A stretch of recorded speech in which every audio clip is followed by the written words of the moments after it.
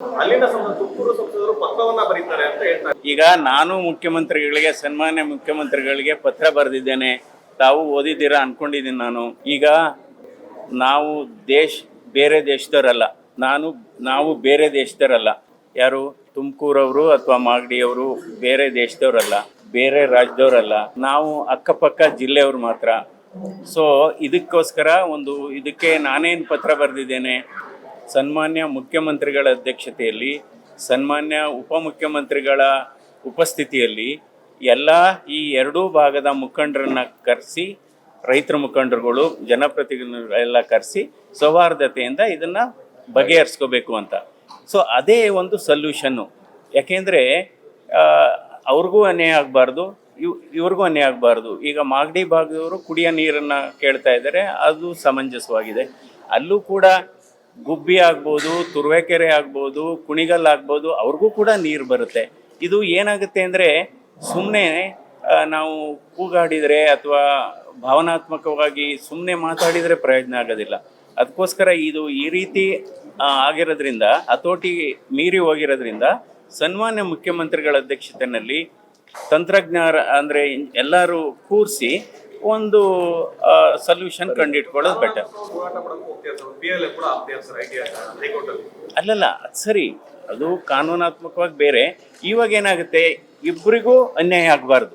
ಈಗ ತುಮಕೂರು ಭಾಗದವ್ರಿಗೂ ಅನ್ಯಾಯ ಆಗಬಾರ್ದು, ಈ ಭಾಗದವ್ರಿಗೂ ಅನ್ಯಾಯ ಆಗಬಾರ್ದು. ಆ ರೀತಿ ಒಂದು ಸೊಲ್ಯೂಷನ್ನ ನಾವು ಪರಿಹಾರವನ್ನು ಕಂಡುಹಿಡ್ಕೋಬೇಕು.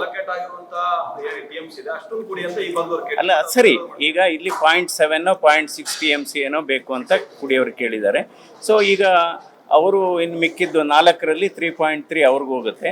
ಸೊ ಈ ಎಕ್ಸ್ಪ್ರೆಸ್ ಕೆನಾಲ್ದು ಮೂಲ ಉದ್ದೇಶ ಏನಪ್ಪ ಅಂದರೆ, ಈಗ 70 ಕಿಲೋಮೀಟ್ರಲ್ಲಿ ಇದು ಡೈವರ್ಷನ್ ಮಾಡ್ತಿದ್ದಾರೆ. ಸಾಂಪ್ರದಾಯಿಕವಾದ ಕಾಲುವೆಗಳಿಗೆ ಕಾಯಿಲೆಗಳು ಬಂದಿದೆ.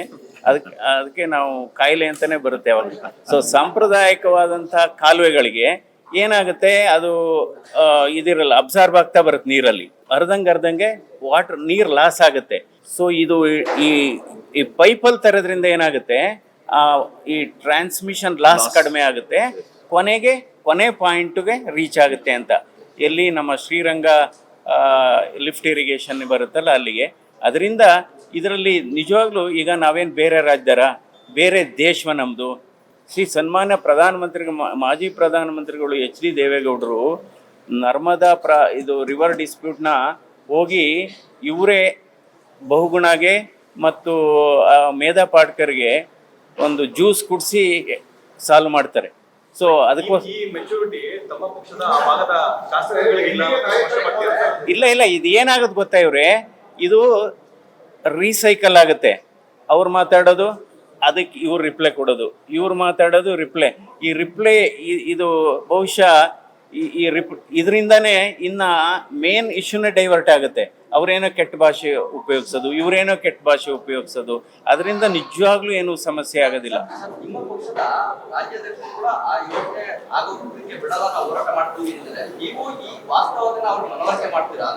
ಹೌದು, ಡೆಫಿನೆಟಾಗಿ ವಾಸ್ತವಿಕನ ಇದು ಮಾಡೋಣ.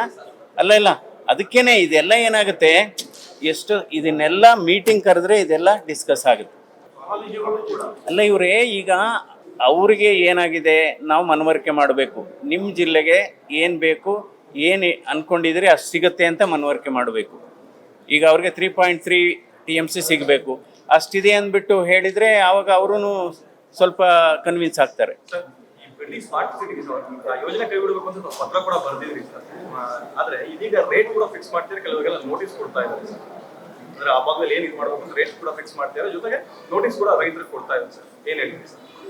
ಅಲ್ಲ ಇವರೇ, ಈಗ ಏನಾಗುತ್ತೆ, ಬೆಂಗಳೂರು ಸುತ್ತಮುತ್ತನೇ 2.5 ಲಕ್ಷ ಫ್ಲ್ಯಾಟು ಖಾಲಿ ಹೊಡಿತಾ ಇದ್ದಾವೆ. ಆಮೇಲೆ ಸುಮಾರು ನಿಮ್ಮ ಯಾವುದು ಇಂಡಸ್ಟ್ರಿಯಲ್ ಪಾರ್ಕ್ಗಳಿದಾವಲ್ಲ, ನಿಮ್ಮ ಬಿಡದಿ ಇಂಡಸ್ಟ್ರಿಯಲ್ ಪಾರ್ಕು ಅಥವಾ ಡಾಬಾಸ್ಪೇಟೆ ಆಗ್ಬೋದು, ಅತ್ತಿಬೆಲೆ ಆಗ್ಬೋದು, ಆರೋಹಳ್ಳಿ ಆಗ್ಬೋದು, ನೀವು ಒಳಗಡೆ ಹೋಗಿ ನೋಡಿ, ಸುಮಾರು ಖಾಲಿ ಇದೆ. ಫಸ್ಟು ಖಾಲಿ ಇರೋದನ್ನ ಇನ್ನೊಬ್ಬರಿಗೆ ರಿಯಲಾಟ್ ಮಾಡಿ ಯೂಸ್ ಮಾಡ್ಕೋಬೇಕು. ಇವಾಗ ಸುಮಾರು ಅಲ್ಲೇ ಕೆಲವು ಅಪಾರ್ಟ್ಮೆಂಟ್ಗಳು ಖಾಲಿ ಇದೆ, ಕೆಲವು ಲೇಔಟ್ಗಳು ಖಾಲಿ ಇದೆ. ಆಮೇಲೆ ಸೂರ್ಯ ಸಿಟಿ ಅಂತ ಮಾಡಿದರು ಅಲ್ಲಿ ಆನೇಕಲ್ ಹತ್ರ. ಅಲ್ಲೇನಾಯಿತು, ಈಗ ಹೋಗಿ ನೋಡಿ 70% ಖಾಲಿ ಇದೆ ಸೈಟ್ಗಳು. ಸೈಟ್ ಇರೋರು ಸೈಟ್ ತಗೊಂಡಿಲ್ಲ ಅಲ್ಲಿ. ಸೈಟ್ ಇರೋರು ಮನೆ ಇರೋರು ಸೈಟ್ ತೊಗೊಂಡವ್ರೆ ಅವ್ರ ವ್ಯವಹಾರಕ್ಕೆ. ಸೊ ಅದಕ್ಕೋಸ್ಕರ ನಾವು ಫಸ್ಟು ಏನು ಮಾಡಬೇಕು, ಈ ಸುಮಾರು ಈ 9,000 ಎಕರೆಯಲ್ಲಿ ಒಂದು 6-7 ಸಾವಿರ ಎಕರೆ ಕೃಷಿ ಜಮೀನು. ಈ ಕೃಷಿ ಜಮೀನನ್ನ ತಗೋಬಾರ್ದು, ಅವಶ್ಯಕತೆ ಇದ್ದಾಗ ಮಾತ್ರ ಎಷ್ಟು ಬೇಕು. ಇನ್ನು ಗೌರ್ಮೆಂಟ್ ಲ್ಯಾಂಡ್ ಇದ್ದರೆ ಓಕೆ, ಅದೇನೋ 1,900 ಎಕರೆ ಏನೋ ಗೌರ್ಮೆಂಟ್ ಲ್ಯಾಂಡ್. ಅದಕ್ಕೋಸ್ಕರ ನಾವು ರೈತರ ಕೃಷಿ ಜಮೀನನ್ನ ಆದಷ್ಟು ಉಳಿಸ್ಕೊಂಡು ಹೋಗಬೇಕು. ಯಾಕೆಂದರೆ ದುಡ್ಡು ಓನ್ಲಿ ಒಂದು ಜನ್ರೇಷನ್ಗಿರುತ್ತೆ. ಅದೇ ಈಗ ಈ ಜಮೀನಾದರೆ ಎಲ್ಲ ಜನ್ರೇಷನ್ಗೂ ಇರುತ್ತೆ. ಸೊ ಅದಕ್ಕೋಸ್ಕರ ನಾವು ಬರೆದಿದ್ದೀವಿ, ರಿಕ್ವೆಸ್ಟ್ ಮಾಡಿದ್ದೀವಿ, ಮನವಿ ಮಾಡಿದ್ದೀವಿ, ರೈತರುಗಳು ಮನವಿ ಮಾಡಿದ್ದಾರೆ. ಇದನ್ನು ನಾವು ಸರ್ಕಾರಕ್ಕೆ ಕಳಕಳಿಯಿಂದ ಮನವಿ ಮಾಡ್ತೀವಿ, ಇದನ್ನು ಕೈ ಬಿಡಬೇಕು ಅಂತ.